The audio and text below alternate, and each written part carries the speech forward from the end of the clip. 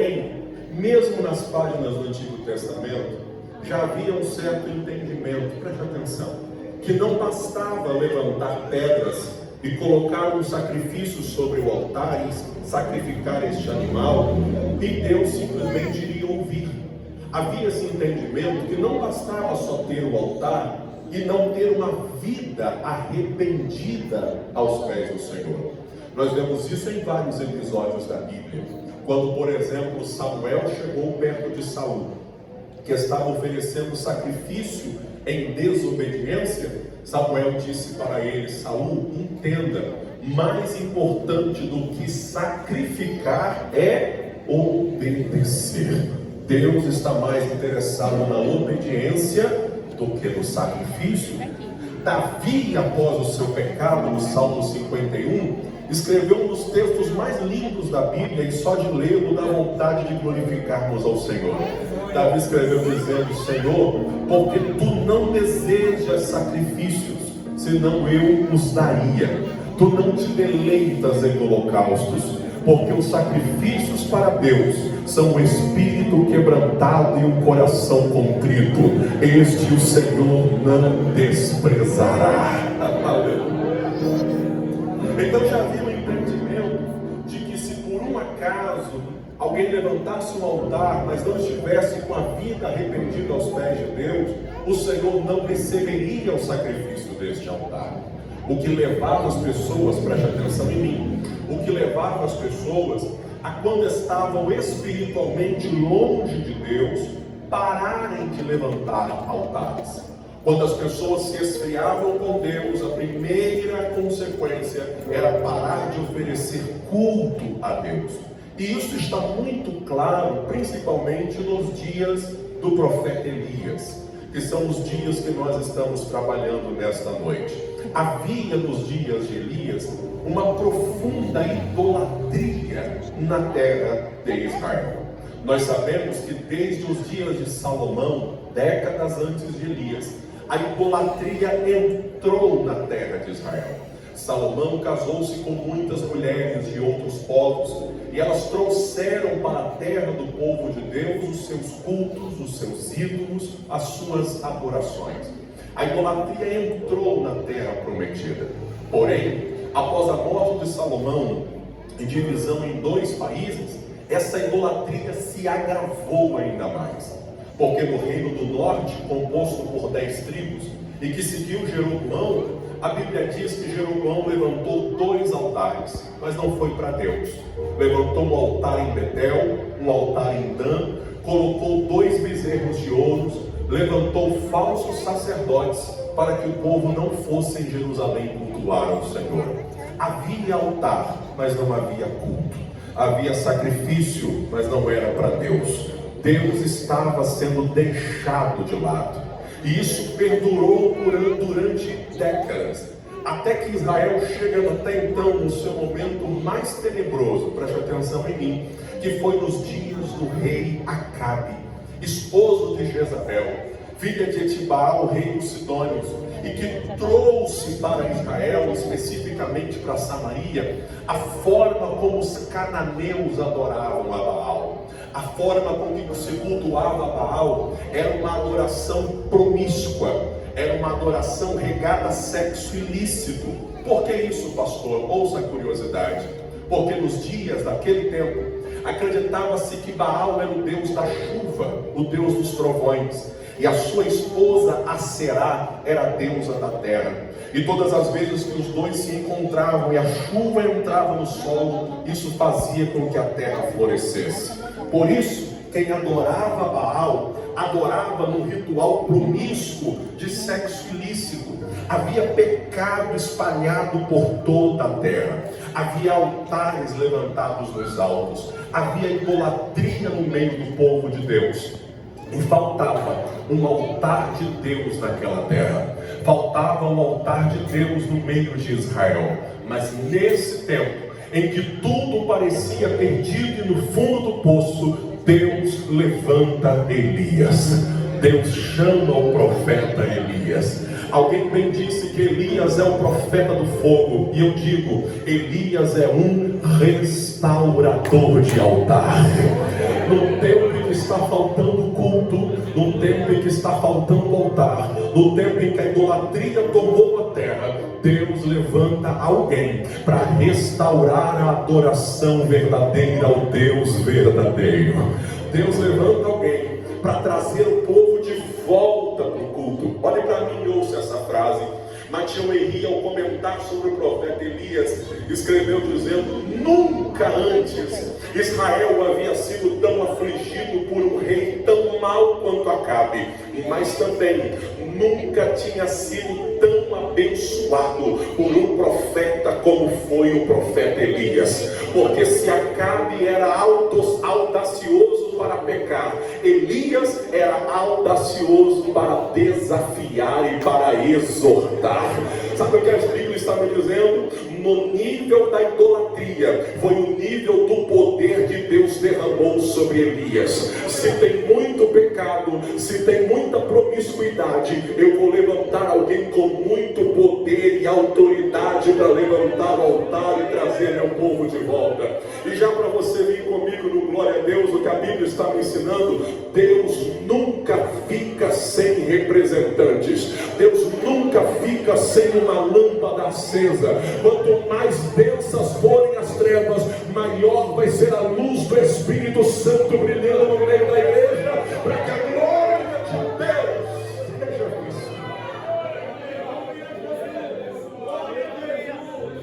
Deus levanta o profeta Elias. Deus levanta um restaurador de altares. Deus levanta alguém para trazer o povo de volta para a adoração. E quando Elias apresenta-se, quando Elias é levantado por Deus, no capítulo 17, você conhece a história.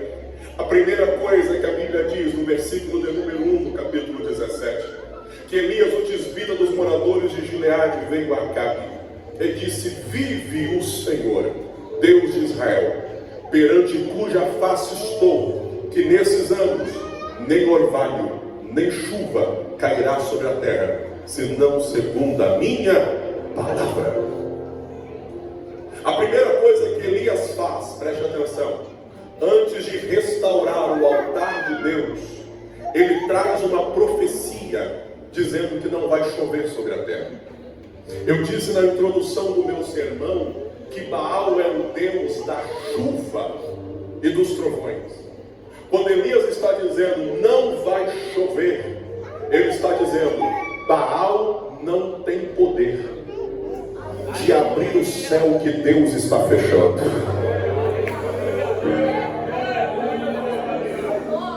Elias está dizendo: vocês adoram a Baal para que Baal abra os céus. Só que ao invés de chegar para Acabe e dizer: eu vou apresentar um Deus que abre, Elias chega dizendo: eu vou mostrar um Deus que vai fechar. Por que isso, pastor? Vai ter um pouquinho para você, crente. Porque Deus não mostra que Ele é Deus apenas quando Ele abre o céu. Deus mostra que Ele é Deus também quando Ele fecha os céus. Pastor, me explique melhor. Explico. Há pessoas que só acreditam que Deus é Deus quando Ele faz, quando Ele cura, quando Ele dá, quando Ele abençoa, quando Ele livra, quando Ele abre a porta, quando Ele entra com o livramento. E eu estou pregando nessa noite que quando Ele não faz, Ele também está mostrando que é Deus. Eu estou pregando nessa noite, quando Ele não cura, Ele também está mostrando que é Deus. Eu estou pregando que quando Ele não dá, Ele também está mostrando que é Deus. Quando Ele não livra, Ele também está mostrando que Ele é Deus. Porque se Ele fizer, Ele é Deus. E se Ele não fizer, Ele continua sendo Deus. Quem vive uma adoração baseada apenas num relacionamento de uma divindade que dá, está adorando a Baal. Está buscando um falso Deus. O Deus que nós adoramos, como diz aquele louvor, se Ele fizer, Ele é Deus. Mas se Ele não fizer, Ele continua sendo meu Deus. Porque independente se o céu está aberto ou se o céu está fechado, Ele continua sentado ou sentado sobre o seu alto e sublime Elias está mostrando que se Deus fechar os céus, Ele está mostrando que Ele continua sendo Deus. 3 anos e meio se passam, nem sereno, a Bíblia diz orvalho, mas nós somos capixabas, nem sereno caía. Havia uma seca na terra, havia fome, havia escassez, o cenário era desesperador. 3 anos e meio as lavouras se secaram, 3 anos e meio animais morreram, 3 anos e meio pessoas estavam sedentas. E ao final de 3 anos e meio, Deus chama Elias e diz para ele: apresenta-te de novo a Acabe. Quando Elias chega, olha o versículo 17 do capítulo 18 da sua Bíblia. Quando Elias chega, está escrito: e sucedeu que vendo Acabe Elias lhe disse: és tu o perturbador de Israel? Irmão, sabe o que Acabe está fazendo? Acabe está literalmente xingando Elias. A única pessoa que tinha sido chamada de perturbador de Israel até então, em toda a história bíblica, tinha sido Acã, naquele episódio que ele tomou os bens de Jericó e o povo perdeu a guerra em Ai. Acabe está trazendo para Elias uma palavra dura, uma palavra como que Elias fosse o responsável por todos os problemas da terra.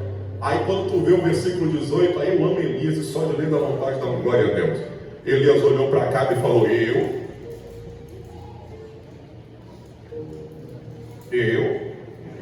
perturbador de Israel, é você que trouxe a idolatria para essa terra. Preste atenção no que eu vou dizer, vai dar um pouquinho para você, crente.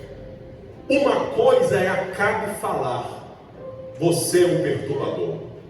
Outra coisa é Elias falar: você é um perturbador. Porque que moral Acabe tinha para falar algo a respeito de Elias? O que eu vou dizer, talvez você não dê um glória a Deus, mas eu preciso lhe dizer: existem ofensas que na boca de certas pessoas devem soar aos nossos ouvidos como elogio. Eu vou repetir. Existem ofensas que, dependendo de quem está falando, deve soar aos nossos ouvidos como um elogio. Acabe falar para Elias: você é um perturbador. Isso para Elias é elogio. Sabe o que seria um problema para Elias? Problema para Elias seria se Acabe elogiasse Elias. Problema para Elias seria se Acabe aplaudisse Elias. Porque o problema da igreja não é quando o mundo nos persegue. O problema não é quando o mundo nos critica. O problema não é quando o mundo fala mal da gente. O problema é quando o mundo nos elogia. Oh, meu Deus!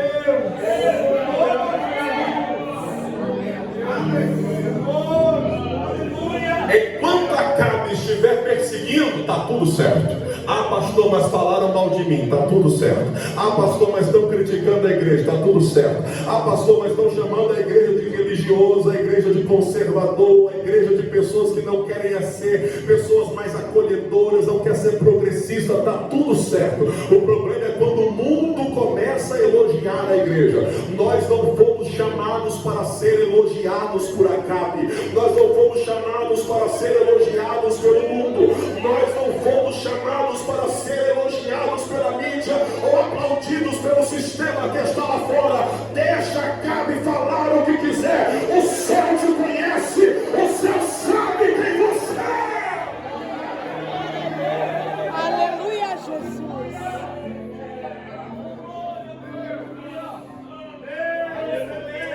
Crítica na boca de Acabe é elogio aos ouvidos de profeta.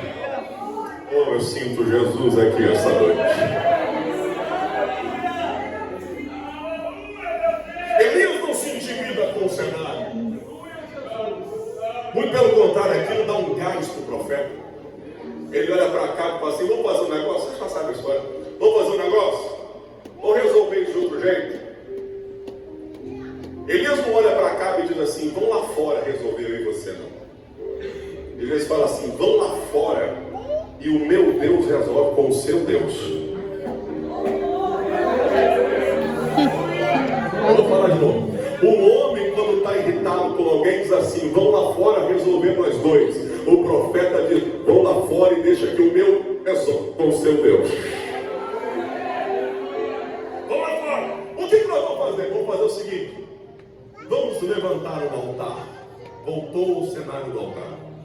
Lá no Monte Carmelo. Por que Elias escolhe o Carmelo? Presta atenção em mim. Por que Elias escolhe o Carmelo? Porque o Carmelo ficava no limite entre a Fenícia e Samaria, no meio do caminho, um terreno neutro, nem terra de Baal, nem terra de Jeová, na cabeça deles. Por isso escolheram ali no Monte Carmelo, e a ideia foi: vamos levantar o altar, vamos colocar um sacrifício, e vamos fazer o seguinte: aquele que responder com fogo, este será Deus. Ouça o que eu vou lhe dizer nessa noite. Elias não está inventando, Elias está relembrando. O que Elias traz não é uma inovação, o que Elias está trazendo é uma restauração. Por que, pastor? Ouça isso. Porque não é a primeira vez que Deus vai mandar fogo do céu, e que é uma razão para os pentecostais darem glória, também não é a última. Ele ainda manda fogo do céu. Pastor, não é a primeira vez? Não. Deus mandou fogo do céu quando Abraão levantou o altar. Deus mandou fogo do céu quando o tabernáculo foi inaugurado. Deus mandou fogo do céu quando Salomão inaugurou o templo. O que Elias está dizendo é: eu quero que Deus volte a fazer. Eu quero que Deus faça de novo e mande fogo de novo. Eu estou pregando nessa noite: a igreja não precisa de inovações. A igreja precisa que Deus faça de novo. A igreja precisa que Deus mande fogo de novo. E alguém pergunta: pastor, Deus ainda faz? Digo, Deus ainda faz. Não está faltando fogo no céu, está faltando altar na terra. Porque se tiver altar, Deus ainda manda fogo no céu. Tem altar preparado nessa noite? Tem altar preparado nessa noite? Levante a sua mão direita aí para o céu e dê melhor glória a Deus se você crente. Deus ainda faz. Não está faltando fogo. Eu vou repetir: não está faltando fogo. Está faltando altares para o fogo cair neles. Porque onde tiver um altar, o céu ainda tem fogo para mandar sobre ele. E eu acredito que tem fogo do Espírito Santo para queimar sobre altares nesta noite. Oh, eu sinto Jesus aqui.